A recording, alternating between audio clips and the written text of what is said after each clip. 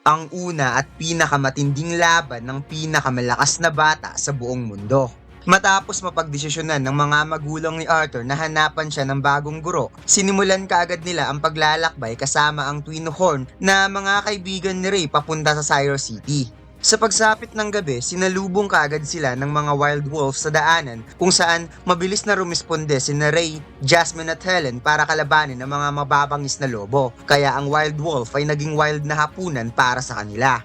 Habang kumakain ng hapunan, si Arthur ay tahimik lang na parang may malalim na iniisip. Kaya kinimusta siya ni Helen dahil sa tingin niya parang pagod na ata si Arthur na ang naging response lang naman ng ating bida ay dalawang up and down sa kanyang ulo. Sinabi ni Helen na huwag itong mag-alala dahil ito pa naman ang unang biyahe ni Arthur ng ganitong klaseng paglalakbay. Nasagot naman ng ating bida, parang ganun na nga. Ngunit sa kanyang isipan ay parang ganun na nga sa buhay niya ngayon bilang bata. Napatagon si Helen kay Arthur sa sinabi ni Ray na matalino daw sa magic ang kanyang anak at halos buong biyahe ay ipinagmamalaki ni Ray si Arthur. At napatanong si Helen kung totoo nga bang nagkaroon ng mana awakening si Arthur last year. Samantalang itong si Adam ay nakikinig lang pala sa kwentuhan ng dalawa at maya-maya siya ay napatayo at sinabi kay Reynolds na bago siya matulog kailangan niya munang mag-stretch. It's turn out na gustong subukan ni Adam si Arthur sa pamamagitan ng sparring fight bago siya matulog. Kaya hiningi niya ang pahintulot ni Reynolds na kung okay lang makipaglaro muna siya kay Arthur. Samantalang si Arthur ay napasabi sa kanyang isipan, mag-stretch ka mag-isa. Pumayag si Reynolds, ngunit dapat dahan-dahan lang dahil kakaumpisa pa lang nilang lumipat from light strength and mana exercise into sparring fight. Kaya ang bugnutin ng mukha ni Arthur ay biglang nawala nang kinuha siya ni Adam na parang tuta at dinala siya sa maluwag na lugar habang si Alice at Ray ay parang nakaramdam ng kaba since ibang tao na ang makakalaban ni Arthur. Sinabi ng ating bida na ang mga batang kasing edad lang niya ay hirap ngang umakyat ng ilang baitang sa hagdanan pero bakit dito mukhang parang normal lang na may gustong makipaglaban sa kanya. Napangiti si Adam at sinabing, handa ka na ba bata? Habang si Arthur ay in-stretch niya muna ang kanyang braso. Kaagad hinanda ni Adam ang sarili at makikitang gamit ang kanyang mana, lumikha siya ng sharp creation magic sa dulo ng kanyang stick upang magmukha itong spear na siyang specialty naman talaga niya na weapon. At sinabi kay Arthur, alam mo naman siguro kung paano mag-reinforce gamit ang sarili mong sandata, boy genius. Samantalang si Arthur ay sinubukan niyang magmukhang kaawa-awa sa harap ng kanyang mga magulang at gumamit pa siya ng father and son telepathy sa pagbibigay ng senyales na gusto niyang gumawa ng paraan ng kanyang ama upang makawala siya sa sitwasyon na to. Ngunit itong si Ray ay ibang senyales ata ang natanggap niya dahil instead na ialis siya, nag-cheer up pa ito kay Arthur na kaya niya itong labanan. Kaya napatugon na lamang ang ating bida, useless na telepathy. Pinikit ni Arthur ang kanyang mga mata at dito'y gamit ang kasanayan mula sa pagiging hari. Inihanda niya ang kanyang sarili sa pamamagitan ng pagkontrol ng kanyang mana na makikitang gamit ang mana core. Tagumpay na naidaloy ni Arthur ang mana sa buong katawan. Kaagad nagdash ang ating bida upang sumalakay habang si Adam ay napangiti, kalmadong nag-change ng stance positions into defense. Ngunit bago pa makapag-landing ang atake ni Arthur ay bigla na lamang itong nawala na parang hangin sa harap mismo ni Adam na sobra niyang ikinagulat na parang hindi niya inasahan na ganun kabilis ang batang ito na ngayon ay kasalukuyang nasa likod niya na. Subalit kahit mataas ang experience ni Arthur sa pakikipaglaban, nadulas pa rin siya since ang kanyang katawan na isa pa ring infantile body. Kaya ang nagulat na si Adam ay bahagyang napangiti dahil sa pagkakataon, ngunit nakahanda na pala ang espada ni Arthur na may naka-reinforcement na mana at nagawa pa niyang maunahan si Adam sa pag-atake. Kaagad nag-counter si Adam gamit ang kanyang weapon. Ngunit itong si Arthur ay napakaila para sa isang 4 years old na bata na makikitang parang hindi bata kung gumalaw itong si Arthur mga lods na may kasama pang panlilisik sa mata dahil may naisip palang counter ang ating bida sa pamamagitan ng biglaang pagtalon upang i-quick knockout itong si Adam na hindi nito aasahan. Mabilis na nakapag-tap sa lupa si Adam upang hindi tuluyang matumba. Ngunit itong si Arthur ay may plano na pala na pagkatapos niya itong subukang i-quick knockout, sinundan niya kaagad ng full force na atake upang samantalahin ang pag-out of balance ng kalaban. Subalit hindi lang pala siya ang may naisip na alas dahil nahanda na pala ang sipa ni Adam papunta sa kanya na mabilis namang naiwasan ng ating bida at napabackflip gamit lamang ang isang kamay na parang kaedad lang ni Adam itong si Arthur. Napatitig ang ating bida habang si Adam ay parang nag-iba ang mode at mukhang hindi na ata bata ang tingin sa kanya kung saan nag-unleash lang naman ito ng napakalakas na atake ngunit hindi rin nagpatalo itong si Arthur mga lods since may mana reinforcement din ng kanyang espada kaya nagbanggaan ng dalawang kapangyarihan na lumikha lang naman ng matinding impact.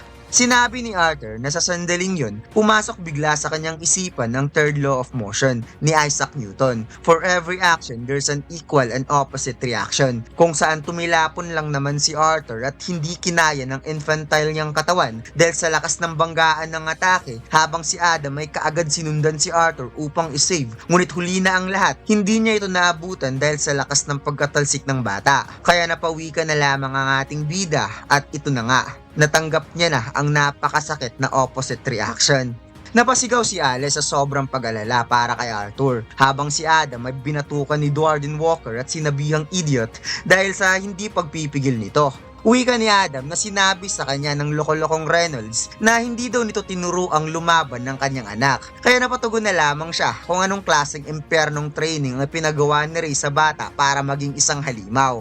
Napangiti na lamang si Reynolds at sinabi, "Hehe, hindi ko pa tinuruan yan." Samantalang si Alice ay napatalak na lamang na pinapagaling ang katawan ni Arthur kung ito ba yung laging inaaral ng anak niya. Nasagot naman ang ating bida, natututunan daw niya ito sa pamamagitan ng panunood ng kanyang ama at pagbabasa ng libro. Kaya napalapit na lamang ang mga kaibigan ni Ray dahil naging interesanting pakinggan para sa kanila ang pagbasa ng libro. Ngunit kahit na gusto nilang magpaturo ng move and techniques na meron si Arthur. Kaya sinabi ng ating bida, so ang gagawin mo lang, i-cross ang dalawa mong paa. Tapos tumalon ka gamit ang mana habang hinahayaan mong halos bumagsak ang katawan mo. Tapos parang ganun lang. Pagkatapos lumipat ang eksena sa waterfalls kung saan dito muna nag-stop over ang kanilang paglalakbay. Sinabi ni Arthur na habang nangyayari ang mga ito, lumipas na rin ang kaarawan niya, kung saan binigyan siya ng dagger ni Jasmine for birthday gift bilang pasasalamat sa natututunan niya galing kay Arthur. At mukhang naging teacher nga talaga si Arthur ng Twin Horn sa mga nakalipas na araw. Wika ni Arthur, si Adam, Helen at ang kanyang ama ay patuloy na nagsasanay at sa nakikita niya, mayroon naman itong decent na progress na nagagawa. Subalit na sorpresa siya dahil si Jasmine lang talaga ang nagtagumpay na natututunan ng mga iilang techniques. Kaya hanggang ngayon, napapamangha pa rin siya kung paano agad naiintindihan ni Jasmine ang mga itinuro niya lalo na nung pinag-aralan nito ang Faint Step. Muling naghanda ang grupo nila Arthur upang magpatuloy sa paglalakbay kaya sobrang saya ng ating bida na makapunta na kaagad sa Cyrus City. Habang naglalakbay, nagkukwentuhan itong si Adam at Arthur. Ikinuwento niya kung ano ang hindi niya malilimutan sa ama ni Arthur ay lagi itong nagdadala sa kanila ng problema. Kaya kaagad remusponde itong si Helen na feeling daw niya hindi lang naman si Ray ang laging may pasimuno ng gulo dahil may isang beses din palang aksidenteng na-activate ni Adam ang isang bagay. Nasagot naman ni Adam, ganun ba? Wala lang naman yun. Isa lang yung maliit na daga. Habang nagbabangayan itong si Helen at Adam, biglang napahawak ng bibig si Alice na ikinabahala naman ni Arthur dahil parang hindi maganda ang pakiramdam ng kanyang ina. Kaya paliwanag ni Alice na baka pagod lang siya.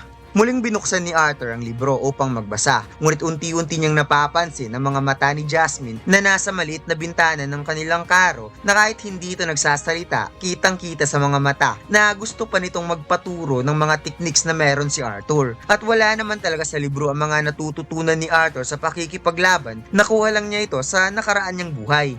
Biglang nagkaroon ng malakas na pag-alog sa cart na sinasakyan ni Arthur. Kaya napa what's going on na lamang si Alice. Ngunit napasigaw si Helen na mayroong umatake ng mga bandits at maghanda para lumaban.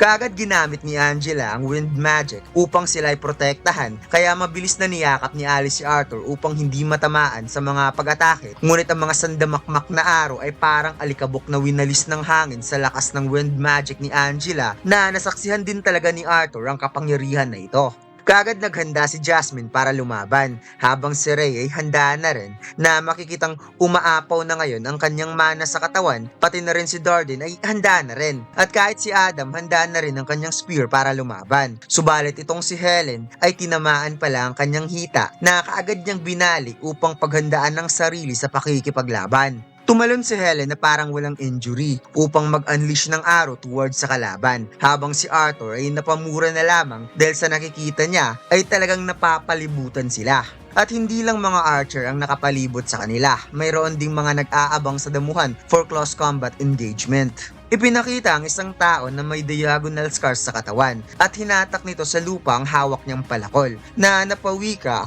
Parang good item mata ang mabibingwit nila ngayon. Kaya inutusan niya kaagad ang mga tauhan na iiwan lang ang mga babae at bata at hanggat maaari, huwag iwanan ng kahit kaunting peklat sa katawan dahil ang isang damaged goods ay mabebenta lamang sa maliit na halaga. At dito lang nagtatapos ang chapter na ito mga lods at sana huwag niyo sanang kalimutang mag-like sa video na ito at mag-subscribe na rin para mapansin tayo ng algorithm ni YouTube mga lods at mapadami natin ng viewers ng the beginning after the end. At yun lang, maraming salamat mga lods. Eto na mga lods, ang pinakamaangas na wanted poster ni Luffy, ang 3 billion bounty, Sun God Nika. Bagong design natin to mga lods, ang design na sobrang simple subalit napakaangas. Front design natin mga lods, another unique One Piece logo. At ang back design, ang wanted poster ni Luffy na may 3 billion bounty. Lahat ng order natin mga lods may freebie sticker. Available na ang design na ito sa ating Shopee store at TikTok shop. Ang link ay nasa comment section.